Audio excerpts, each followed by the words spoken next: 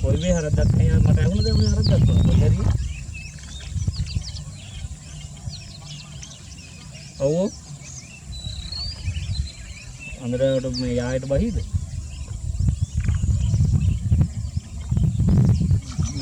එතන මේ අර ඔයලා රායට රකින්න තැන බෝක්කුවත් එක පල්ලා කලබලයක් නැහැ නේ ඉන්නෝනේ මං එල්ලන්න